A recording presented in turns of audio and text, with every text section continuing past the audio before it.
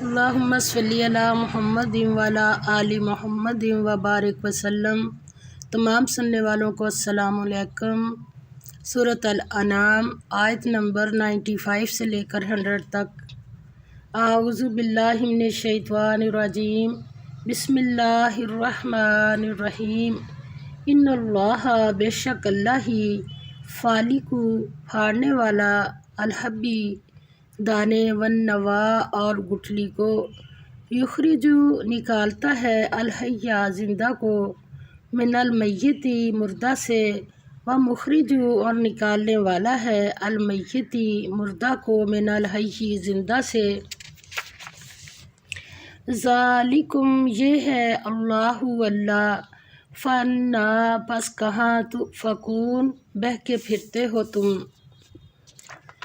فرمایا بے شک اللہ ہی دانے اور گٹھلی کو پھاڑ کر ان سے درخت وغیرہ نکالتا ہے، وہی جاندار کو بے جان سے نکالتا ہے، اور وہی بے جان کا جاندار سے نکالنے والا ہے۔ یہی تو اللہ ہے، پھر تم کہاں بہہ کے پھرتے ہو؟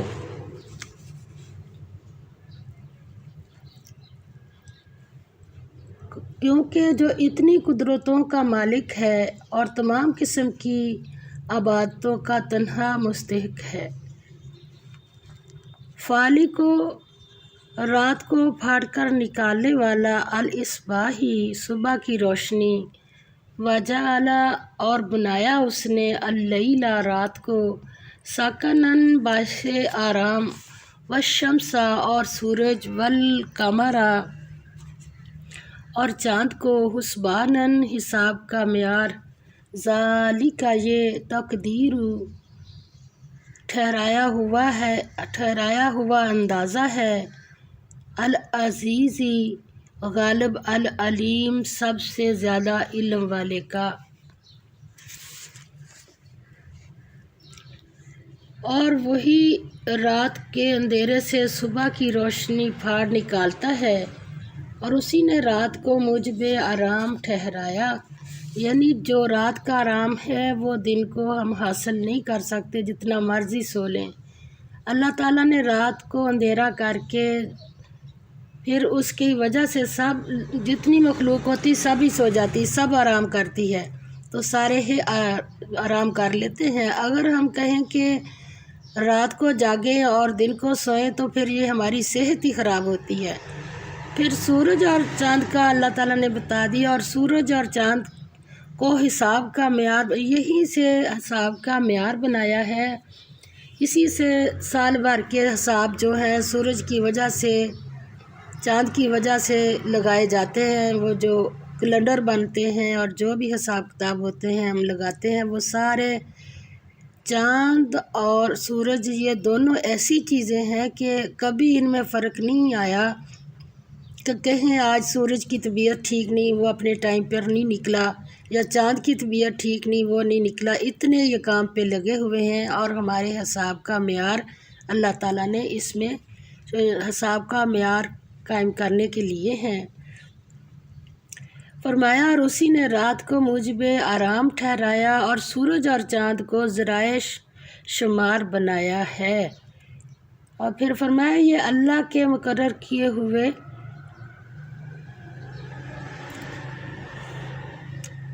کیا ہے، اللہ کے مقرر کیے تقدیر، اللہ کے مقرر کیے ہوئے اندازے ہیں۔ اور پھر اللہ تعالیٰ کی آگے تعریف پھر بیان ہو رہی ہے۔ وَهُوَ الَّذِي، اور وہی ہے جس نے جعل، بنایا، لَكُمْ، تمہارے لیے، النُّجُومَ، ستاروں کو، کیا کرو، لِتَهْتَدُوا، تاکہ معلوم کرو راستہ، بِہا، ان سے، فی ظلمات، اندھیروں میں، البری، خشکی کے، والبحری، اور سمندروں کے، قد، تحقیق، فصلنا، کھول کر بیان کر دیں، الآیات، آیتیں، لقوم، ان لوگوں کے لیے، یعلمون، جو جانتے ہیں۔ فرمایا اور وہی تو ہے جس نے تمہارے لیے ستارے بنائے تاکہ جنگلوں اور دریاؤں کے اندھیروں میں ان سے راستے معلوم کرو۔ عقل والوں کے لیے ہم نے اپنی آیتیں کھول کھول کر بیان کر دی ہیں۔ فرمایا جو لوگ ان کھلی کھلی نشانیوں سے بھی اللہ تعالیٰ کو نہیں پہچانتے وہ بے خبر اور بے ہوش ہیں۔ قتادہ بن دعامہ رضی اللہ تعالیٰ عنہ بیان کرتے ہیں کہ ستاروں کو اللہ تعالیٰ نے 3 مقاصد کے لیے پیدا کیا ہے: آسمان کی زینت، دوسرا شیطانوں کو مارنے، اور تیسرا اندھیری رات میں مسافروں کو سیدھا راستہ دکھانے کے لیے۔ سو جس کسی نے اس کے سوا ستاروں سے کوئی اور کام لیا وہ غلطی پر ہے اور اس نے اپنی قسمت برباد کی، اور جو بات غیب کی معلوم نہیں ہو سکتی اس نے اس کو معلوم کرنا چاہا۔ بخاری۔ سیدنا عبداللہ بن عباس رضی اللہ تعالیٰ عنہ بیان کرتے ہیں کہ رسول اللہ صلی اللہ علیہ وسلم نے فرمایا جس نے علم نجوم سیکھا اس نے جادو کا ایک حصہ سیکھا۔ ابو داؤد۔ سیدنا زید بن خالد رضی اللہ تعالیٰ عنہ بیان کرتے ہیں کہ ہمیں رسول اللہ صلی اللہ علیہ وسلم نے حدیبیہ کے مقام پر صبح کی نماز پڑھائی۔ رات کو بارش ہوئی تھی۔ آپ صلی اللہ علیہ وسلم نے نماز کے بعد ارشاد فرمایا تم جانتے ہو کہ اللہ تعالیٰ نے کیا فرمایا ہے؟ صحابہ نے عرض کی اللہ اور اس کا رسول بہتر جانتے ہیں۔ تو آپ صلی اللہ علیہ وسلم نے فرمایا اللہ تعالیٰ ارشاد فرماتے ہیں کہ میرے بندوں نے صبح اس حال میں کی کہ کچھ لوگ مجھ پر ایمان لانے والے تھے اور کچھ کافر۔ جس نے کہا کہ اللہ کی رحمت اور اس کے فضل سے بارش ہوئی تو وہ میرے ساتھ ایمان لایا، اور اس نے ستارے کے ساتھ کفر کیا، اور جس نے کہا کہ ہم پر فلاں ستارے کی وجہ سے بارش ہوئی ہے تو اس نے میرے ساتھ کفر کیا اور وہ ستارے پر ایمان لایا۔ بخاری۔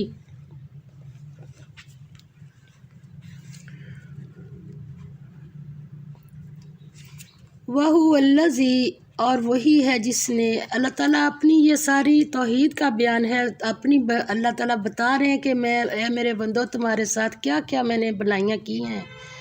فرمایا وَهُوَ الَّذِي، اور وہی ہے جس نے انشأکم، پیدا کیا تمہیں، من نفس، جان سے، واحدۃ، ایک، فمستقر، پس ایک ٹھہرنے کی جگہ ہے، ومستودع، اور ایک سونپے جانے کی جگہ۔ مستقر آخرت اور مستودع دنیا۔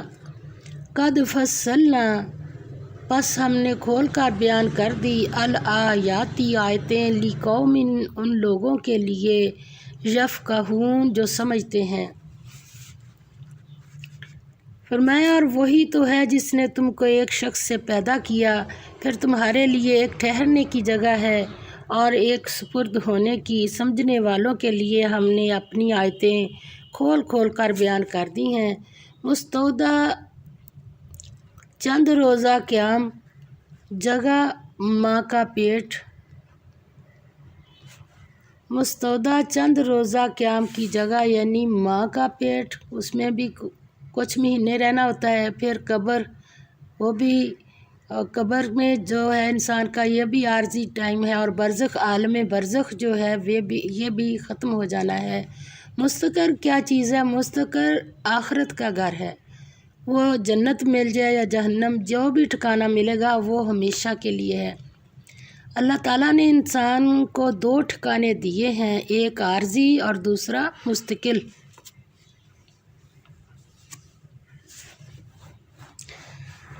سیدنا ابو موسیٰ اشعری رضی اللہ تعالیٰ عنہ بیان کرتے ہیں کہ رسول اللہ صلی اللہ علیہ وسلم نے فرمایا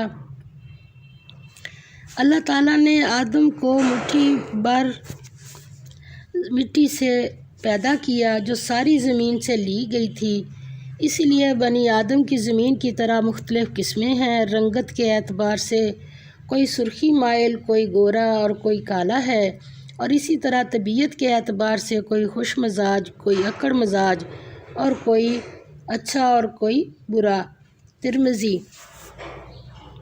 سیدنا ابو ہریرہ رضی اللہ تعالیٰ عنہ بیان کرتے ہیں کہ رسول اللہ صلی اللہ علیہ وسلم نے فرمایا آدم کو پیدا کرنے کے بعد اللہ تعالیٰ نے ان کی پشت سے ان روحوں کو نکالا جو قیامت تک پیدا ہونے والی ہیں، اور وہ روحیں آدم علیہ السلام کو دکھا کر فرمایا کہ یہ تمہاری وہ اولاد ہے جو سلسلہ بسلسلہ قیامت تک پیدا ہوگی۔ ترمذی۔ فرمایا وَهُوَ الَّذِي، اور وہی ہے جس نے انزل برسایا من السماء آسمان سے ماءً پانی، فاخرجنا پھر نکالا ہم نے بہ اس سے نباتا رویدگی کلی شیء ہر چیز کی، فاخرجنا پس نکالا ہم نے منہ اس سے خضرًا سبزہ، نخرج نکالتے ہیں منہ اس سے حبًا دانے، متراکباً ایک دوسرے کے ساتھ جڑے ہوئے، ومن النخل اور کھجور سے، من طلعہا گچھوں اس کے، کنوان خوشے، دانیۃ جھکے ہوئے، وجنات اور باغات، من عناب انگوروں سے، والزیتون اور زیتون، والرمان اور انار، مشتبہاً ایک دوسرے سے ملتے جلتے، وغیر متشابہ اور غیر یکساں۔ آگے اللہ تعالیٰ کیا بتا رہے ہیں؟ انظروا دیکھو تم، الی طرف، ثمرہ پھل اس کے، اذا جب، اثمرا وہ پھل لائے، وینعہ اور اس کے پکنے کی طرف، انا بے شک، فی ذالکم اس میں، لآیۃ نشانیاں ہیں، لقوم ان لوگوں کے لیے، یؤمنون جو ایمان لاتے ہیں۔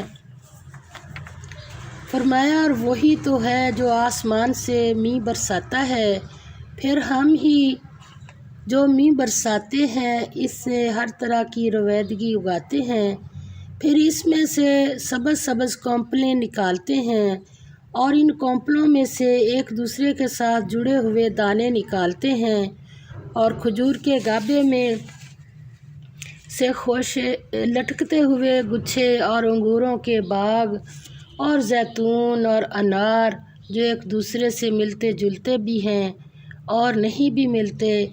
ہر چیز میں جب پھلتی ہے تو اس کے پھلوں پر، اور جب پکتی ہے تو اس کے پکنے پر نظر کرو، ان میں لوگوں کے لیے جو ایمان لاتے ہیں قدرت خدا کی بہت سی نشانیاں ہیں۔ زیتون کے بارے میں نبی پاک صلی اللہ علیہ وسلم نے فرمایا کہ اسے کھاؤ بھی اور لگاؤ بھی، اور انار کی جو تحقیق ہو رہی ہے کہ اس میں بے شمار انسان کے، اس کی ہر چیز میں، اس کے چھلکوں میں، اس کی جڑ میں، اس کے تنے میں، ہر چیز میں شفا ہے، اور اس سے دوائیاں بھی بنتی ہیں۔ اور اللہ تعالیٰ نے یہ بعض اوقات پھل تو ایک طرح کے ہوتے ہیں، اب انار کوئی دیکھ لے، شکل میں تو ایک جیسے ہوتے ہیں مگر کوئی کھٹے ہوتے ہیں اور کوئی میٹھے ہوتے ہیں، ایسی بہت ساری چیزیں تو اللہ تعالیٰ نے، اور بھی بے شمار ہیں، مگر اللہ تعالیٰ نے سب چیزوں کے ساتھ ایک کام ہمیں بتایا کہ یہ چیزیں جب پھلتی ہیں تو ان کے پھلوں پر، اور جب پکتی ہیں تو ان کے پکنے پر نظر کرو، ان میں لوگوں کے لیے جو ایمان لاتے ہیں قدرت خدا کی بہت سی نشانیاں ہیں۔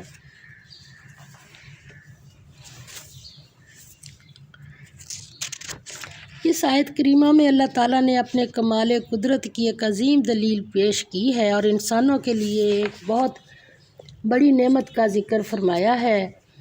سیدنا ابو ہریرہ رضی اللہ تعالیٰ عنہ بیان کرتے ہیں کہ لوگ جب نیا پھل دیکھتے تو اسے رسول اللہ صلی اللہ علیہ وسلم کے پاس لے آتے، آپ صلی اللہ علیہ وسلم اسے لے لیتے اور یہ دعا پڑھا کرتے تھے، ترجمہ ہے اللہ ہمارے لیے ہمارے پھلوں میں برکت دے، ہمارے شہر میں برکت دے، ہمارے سا اور مد میں برکت دے۔ پھر جو سب سے چھوٹا بچہ نظر آتا اس کو بلا کر وہ نیا پھل اسے عطا فرما دیتے۔ مسلم کی حدیث ہے۔ اور آگے فرمایا وجعلوا، اور انہوں نے ٹھہرایا للہ اللہ، اتنی نعمتیں دے کے اللہ تعالیٰ نے ایک اعتراض کیا ہے کہ حالت کیا ہے انسان کی، میری نعمتوں نے ہر طرف سے اس کو گھیرے ہوا ہے اور اس کی آنکھ اتنی بند ہے، یہ کیا کر رہا ہے؟ تو اللہ تعالیٰ نے اس میں مشرکین عرب کے مشرکانہ عقائد اور نظریات کا رد کیا ہے۔ یہ لوگ جنوں کی نسبت طرح طرح کے توہم پرستانہ خیالات میں مبتلا تھے اور یہ سمجھتے تھے کہ وہ جس انسان کو چاہیں مافوق الفطرت طریقے پر نقصان پہنچا سکتے ہیں، اور ان کی طرف عجیب و غریب طاقتیں منسوب کر رکھی تھیں۔ اللہ تعالیٰ فرماتے ہیں وجعلوا، اور انہوں نے ٹھہرایا للہ اللہ کے لیے شرکاء شریک، الجن جنوں کو، وخلقہم حالانکہ پیدا کیا اس نے ان کو، وخرقوا اور تراش لیے ہیں لہو اس کے لیے بنینا بیٹے، و بنات اور بیٹیاں، بغیر علم کے، سبحانہ پاک ہے وہ، وتعالی اور بلند ہے، اما اس سے جو یصفون وہ صفت بیان کرتے ہیں۔ اور ان لوگوں نے جنوں کو اللہ کا شریک ٹھہرایا حالانکہ ان کو اسی نے پیدا کیا، اور بے سمجھے جھوٹ بہتان اس کے لیے بیٹے اور بیٹیاں لا کھڑی کیں، اور وہ ان باتوں سے جو اس کی نسبت بیان کرتے ہیں پاک ہے، اور اس کی شان ان سے بلند ہے۔